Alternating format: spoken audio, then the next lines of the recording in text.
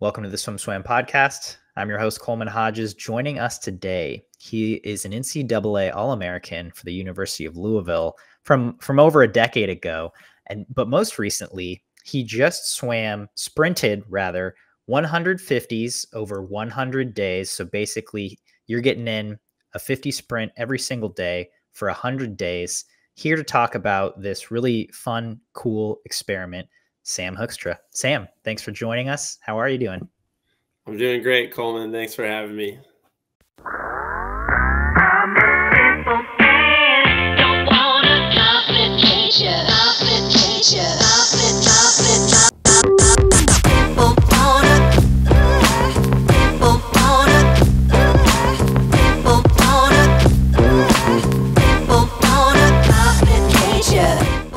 This episode of the Swam podcast is sponsored by Commit Swimming, SwimSwam's exclusive team management software partner. Since 2015, Commit has been providing coaches with swimming's leading workout management software.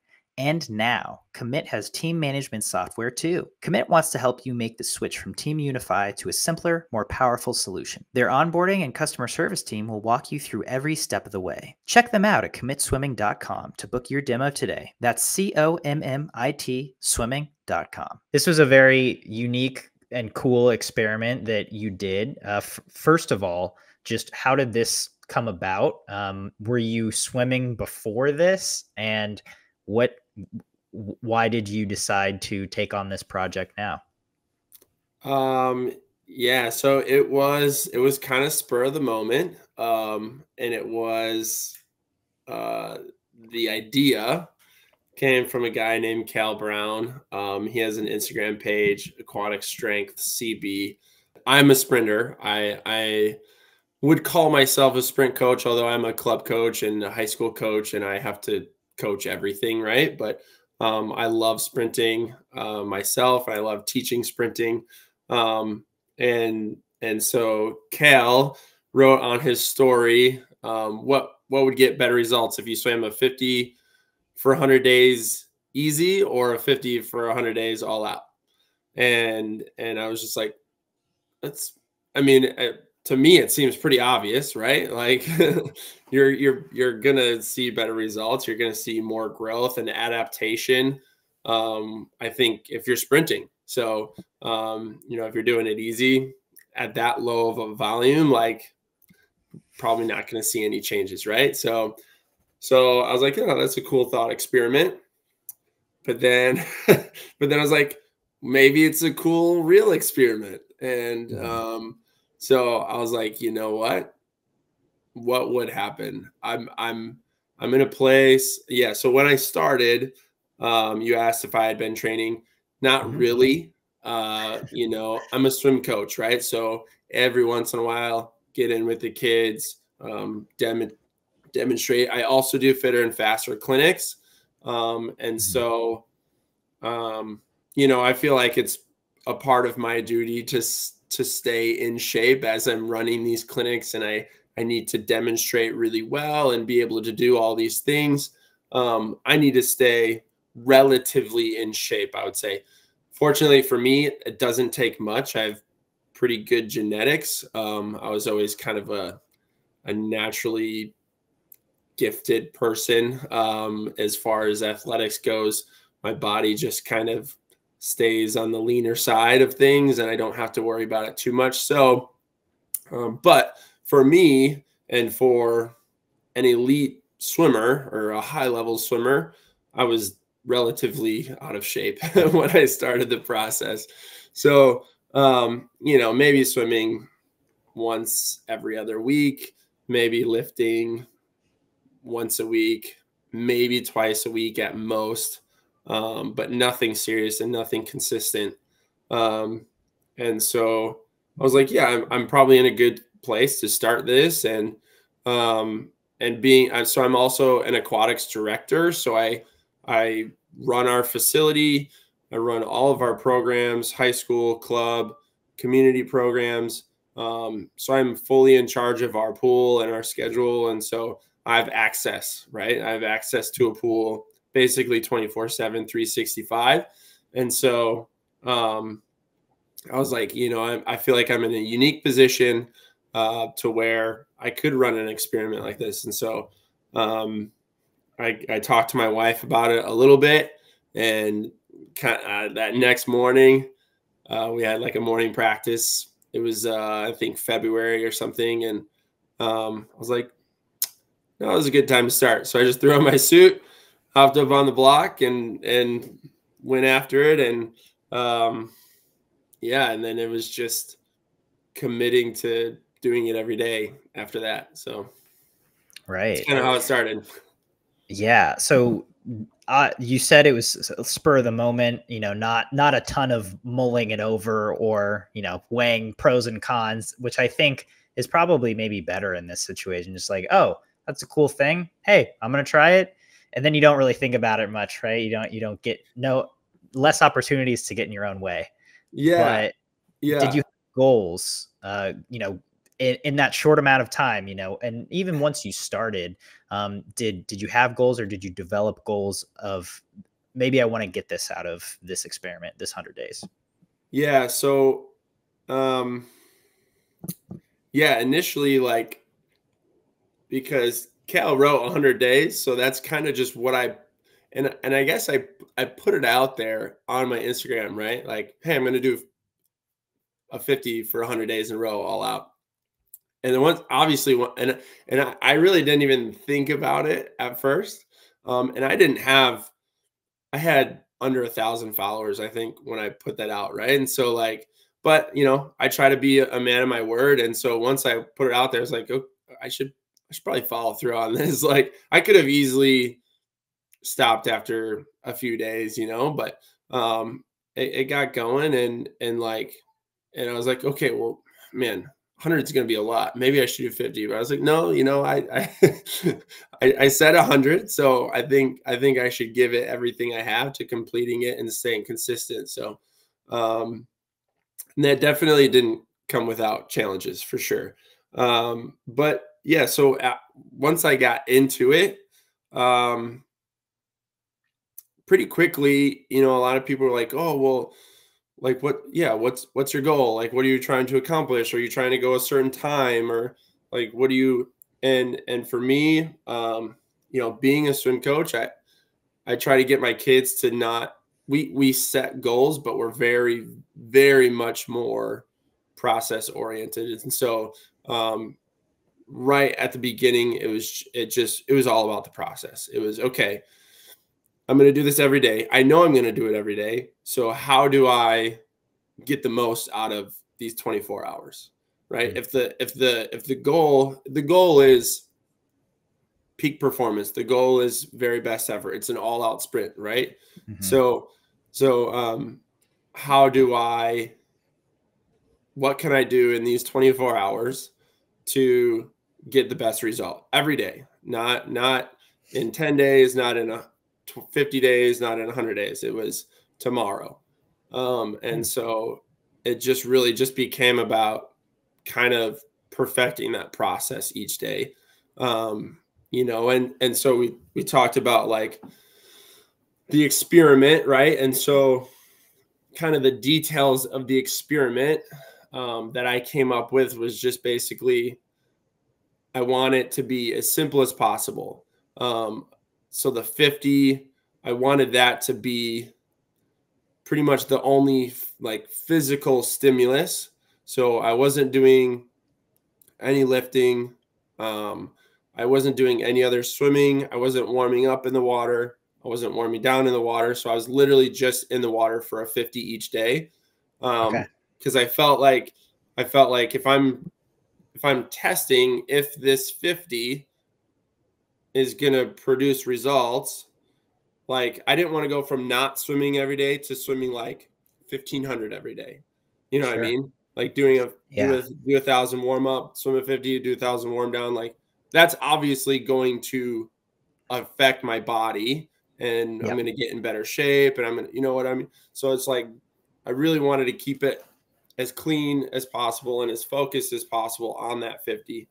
That's great commitment to the test, I feel like, or the experiment rather. Yeah. So I did develop, like being 33 years old, I was like, if I just do a 50 all out without any type of warm up, like I could hurt myself, right? Something, I could pull something, strain something, you know, that could affect, I've had low back issues in the past, like, you know, doing something as dynamic and as fast and aggressive as that, like, I was like, I don't want to stop, right? I don't want to get hurt and have to stop this. So I developed just like a 10 to 15 minute like warm up, taking care of the shoulders and the back and the core, and, you know, just getting the legs warmed up a little bit. And so that's what I did each day. Just had like a little routine that I did. I worked with Swim Strong Dryland to kind of come up with making sure that I'm covering everything, that I'm taking care of my body. And then, yeah, then just let it rip. So, I might have gotten a little off topic there. No, not at all. So, I mean, I love how process oriented you were, right? Because I think swimming so often is so time focused, and I do want to ask about the times, but I do really appreciate that you wanted to get something out of it every day rather than looking at the end, you know, at day 100 or day 50 or having like milestones every 10 days, you know, just what can I do tomorrow? And so, and on that note, you know, you mentioned maximizing the 24 hours. I'm curious what other forms that took aside from just the 50 itself. You know, what were you doing the other 23 hours and 59 minutes? Yeah. So, the things that I felt impacted me the most, sleep, number one, like, and I'm not a good sleeper. I'm not super disciplined when it comes to like time to go to bed, time to wake up. I kind of have a unique schedule. I'm also a dad of 3, and a husband. And so, family life is a bit chaotic right now. How old are your kids? 3 daughters, 4, 3, and 8 weeks. So we are, which that's another good story too. Yeah, had a baby. Okay. I think, I was going to say 8 weeks. Hold on a sec. Yeah. So yeah, sleep and just trying to stay disciplined with that. And just, I'm not a super disciplined person in general, right? I kind of go with the flow of things. I'm not super routine oriented. So this was actually a big challenge for me. It really was. But it helped knowing that I had a 50 free every day that I had to perform. Like, I had to perform every day.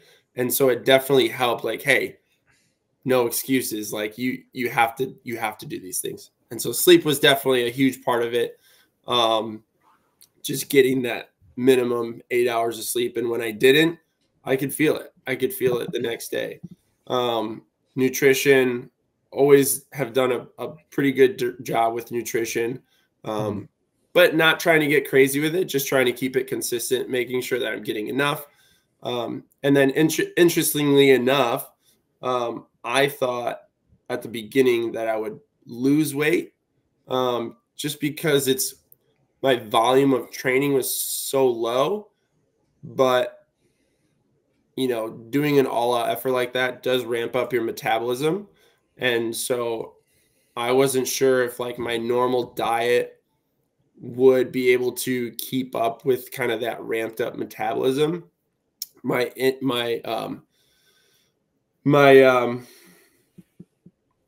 appetite definitely went up a little bit. I definitely started eating a little bit more, and just try to keep it good quality nutrients. But I ended up gaining weight through the process, which I thought was really interesting. But I definitely am like physically in better shape than when I started. I'm a little bit leaner.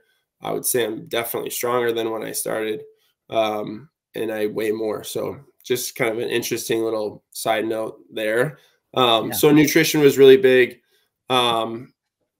you know, making sure that my body isn't getting broken down too much. And then, yeah, just like the warm up routine, I actually felt really helped doing something like that for 15 minutes every day, even just 15 minutes, like being just, again, being a 33-year-old male, like I have aches and pains, you know, on the day to day. And my body, like it was a little bit rough at the beginning, but I felt like once I really got rolling and doing that routine consistently, my body felt amazing.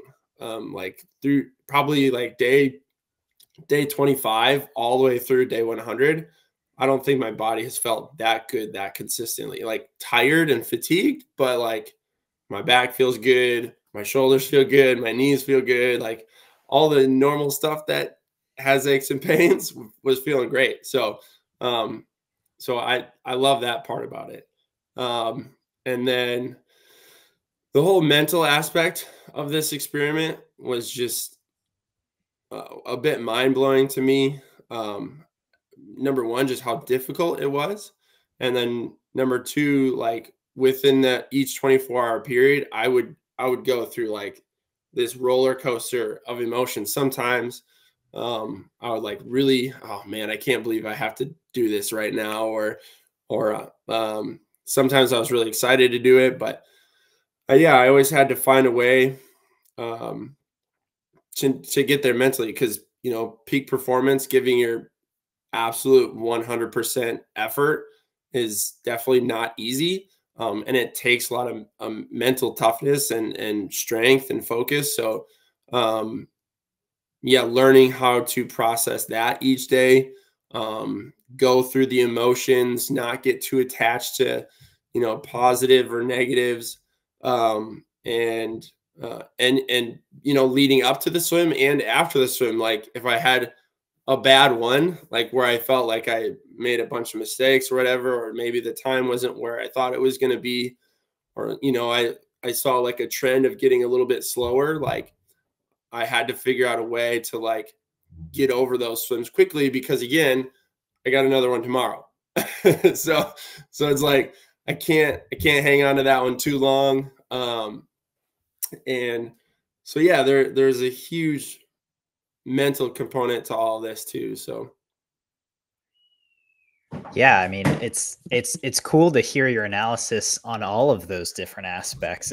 Again, especially because this was such a process, and I'm sure, well, yeah, like as you're saying, you picked up so much along the way. And I honestly, I'm curious, do you think you'll keep doing this in some form? Like, you know, what's going to happen now that you've done 100? I definitely, well, so let's see. Today is Tuesday. Day 100 was Friday. And so I've had a few days now, right, to kind of process and recover a little bit. But it's funny, like I was just talking about like those kind of body aches and pains and how good I was feeling during the process. My back's already a little bit, you know, hurting, and I'm just like, man, you know, I got out of that routine now a little bit. And I don't necessarily feel that great. So I'm like, I need to get back to it. I need to get back to something. I was trying to give my mind a little break, right? And I had a busy weekend. I was out in New York doing a fitter and faster clinic.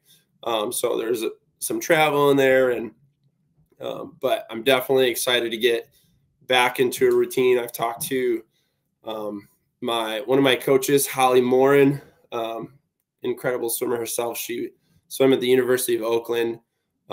She's like the record holder there still in the 50 and 100 freestyle. She's an incredible swimmer, and she's still swims. She's still in great shape. She still loves sprinting. Like we're very similar in that aspect. And so we've been talking about doing some stuff together, and really trying to keep this thing going.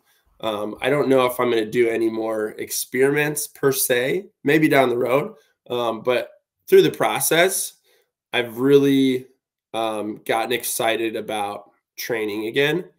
And because I've learned so much, having so many 50s to analyze, You know, I've learned so much about how I swim and my strengths and my weaknesses.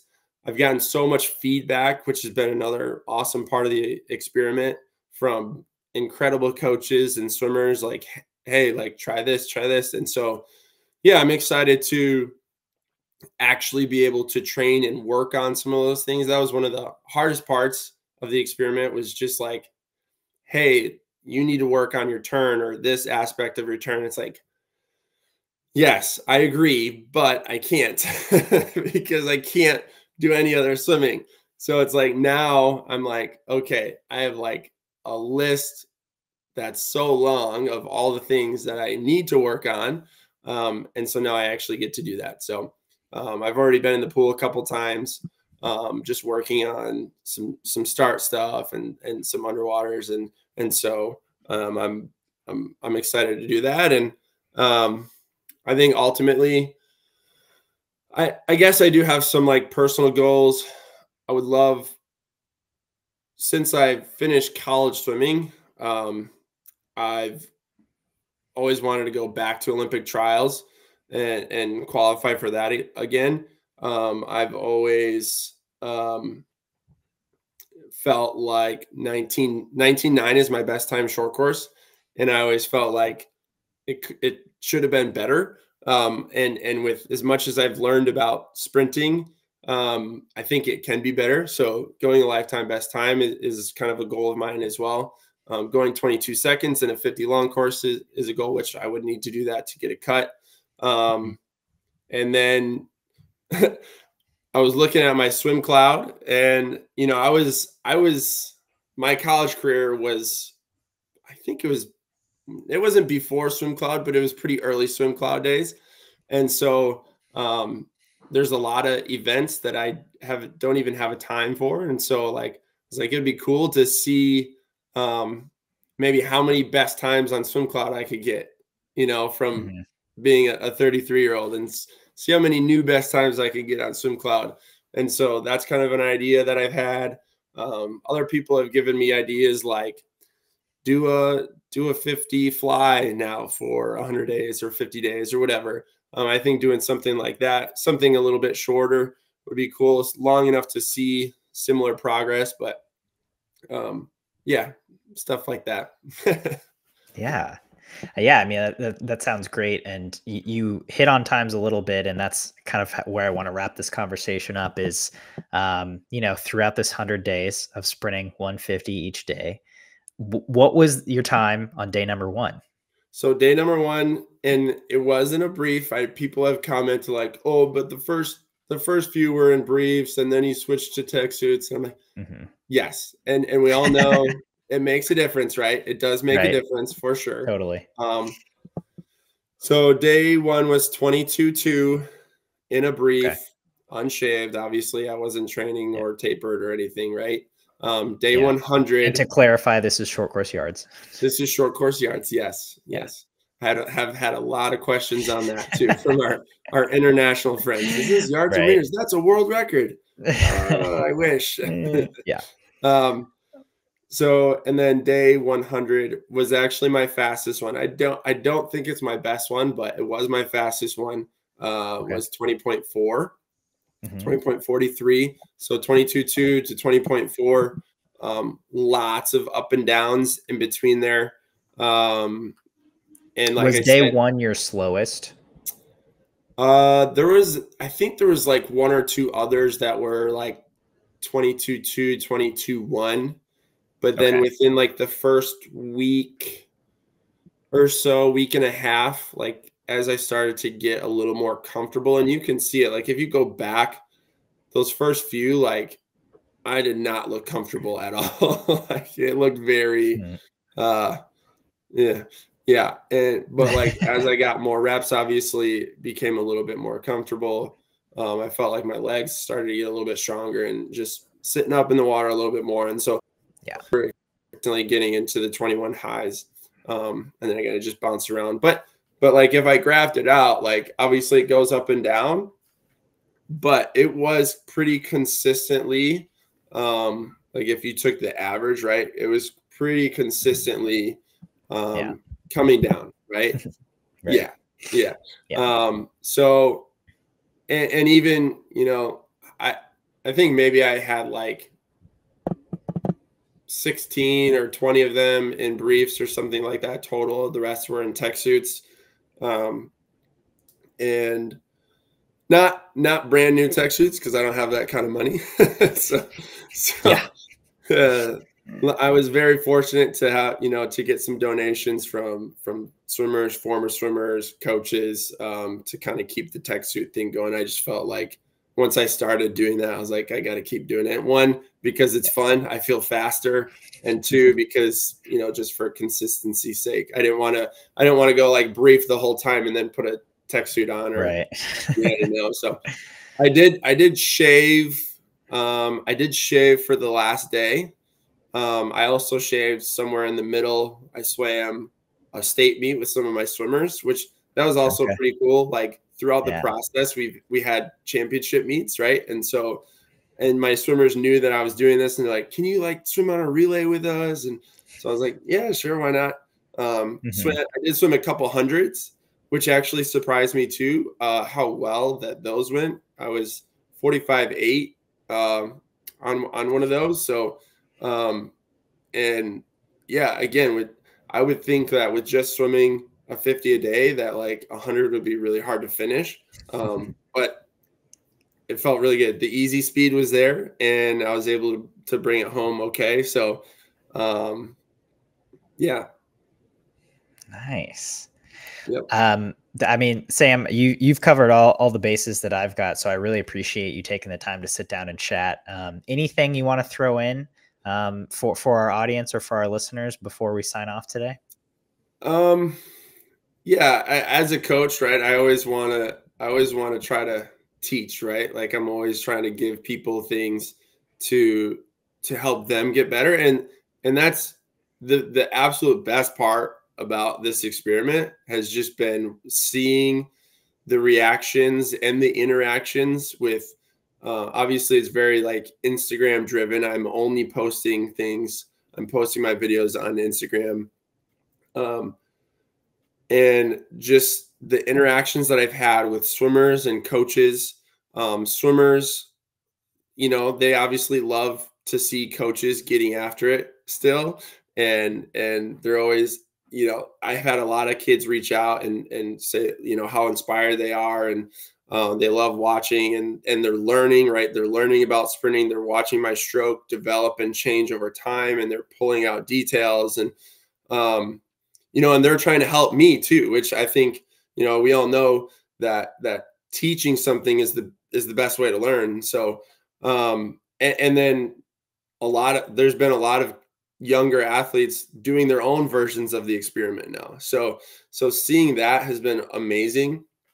And then, you know, coaches as well saying, you know, you've really inspired me to like get back in the water and do more and sprint more, not just get in and go slow for 3,000 yards, but get in and actually race. And so that's been really cool too. But yeah, I would just say like our bodies are capable of amazing things. And I truly think like age is just a number. I just think you just have to test yourself and get uncomfortable, just like we tell our athletes every day. And I think sprinting is unique in that, but there's like for aerobic distance swimming, triathletes out there and master swimmers who swim long events, like for sure there's a mental toughness piece to that. But so many people in like from their 30s to their 50s, they don't necessarily have the time to go and do a 6,000 to 8,000 yard practice. But a lot of people think that that's what they should be doing, and that's the only way to get in great swimming shape. And I would just say like it doesn't have to be like that. I think if you just increase the intensity, you can have like this whole process from the time I started warming up to the time I finished my 50 took about 30 to 40 minutes. Right. And I saw great results, and I'm I got in shape. And so I think if we just think outside the box a little bit, and I really think that's what the sprint revolution is about. It's just, you know, what really matters and what's going to move the needle.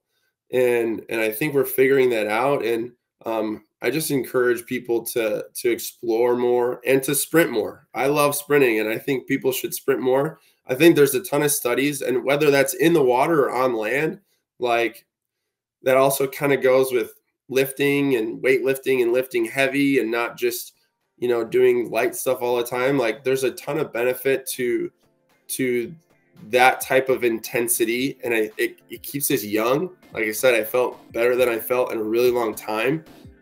It's really good for just so many things in the body. And I think a lot of people could benefit from doing their training like that. So.